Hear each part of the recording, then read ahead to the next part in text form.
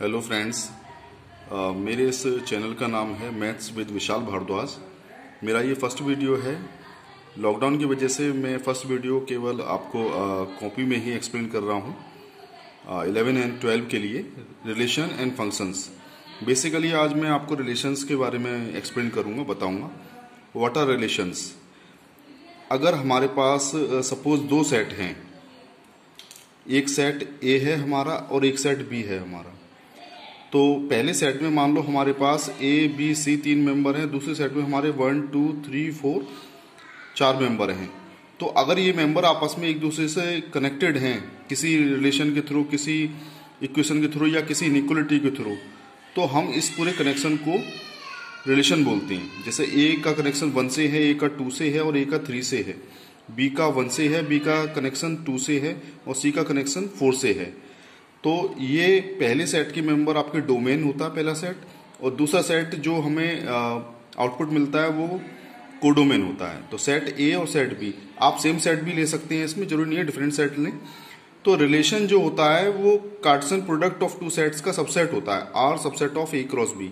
For example हमने मान लिया कि ए आपका एक सेट है जिसके 3 मेंबर हैं ए बी सी, और एक सेट बी मान लिया हमने जिसके 4 मेंबर हैं 1 2 3 एंड 4। तो जब ए क्रॉस बी निकालेंगे हम, तो ए को 1 2 3 4 चारों के साथ लेंगे, A1 A2 A3 A4। ये मेंबर हो गए आपके ए क्रॉस बी के। फिर बी को लेंगे हम 1 2 3 4 के साथ, तो B1 B2 B3 B4। सी को लेंगे, फिर सी को चारों के साथ दूसरे सेट के, C1 C2 C3 C4।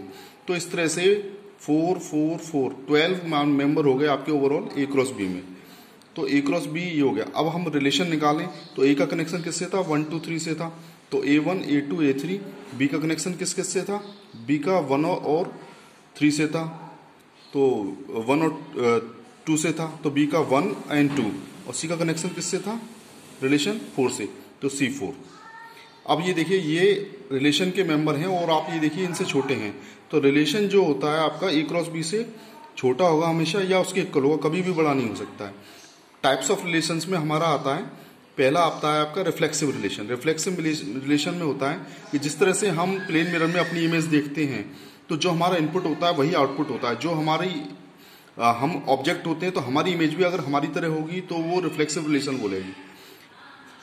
जैसे डोमेन में हम प्लेन मिरर के सामने खड़े हुए हैं, हम डोमेन हो गए, तो प्लेन मिरर के पीछे हमारी इमेज दिखाई देगी, बिल्कुल हम ही दिखाई देंगे, तो वो कोडोमेन हो गया आपका। तो ये पूरा प्रोसेस क्या होता है, रिफ्लेक्सिव रिलेशन।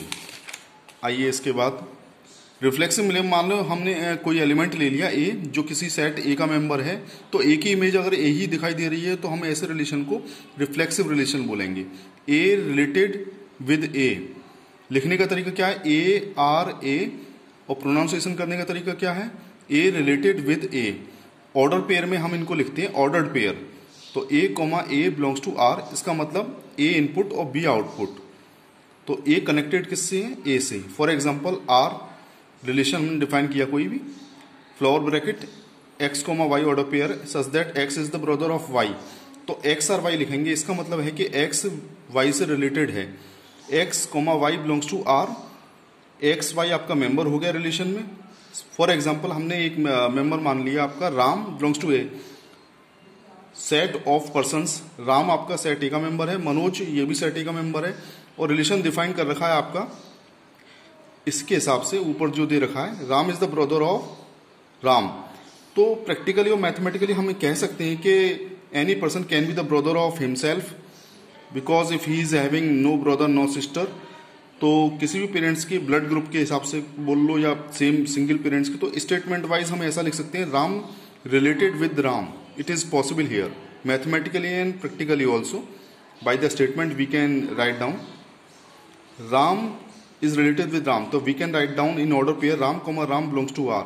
तो इस तरह के रिलेशन जब हम खुद से कनेक्टेड होते हैं, हमारी इमेज खुद ही दिखाई देती है, तो ऐसे रिलेशन को हम रिफ्लेक्सिव रिलेशन बोलते हैं। दोस्तों आप इस मेरे चैनल को सब्सक्राइब करिए, लाइक करिए, शेयर करिए और इसका बेल आइकन दबाइए, जिससे कि अपडेटेड न्यू वीडियोस आपको पता चलते रहें, उनका नोटिफिकेशन आता रहे। और अगले वीडियो में मैं आपको सिमेट्रिक रिलेशन के बारे में बताऊंगा। Thank you, thanks to all.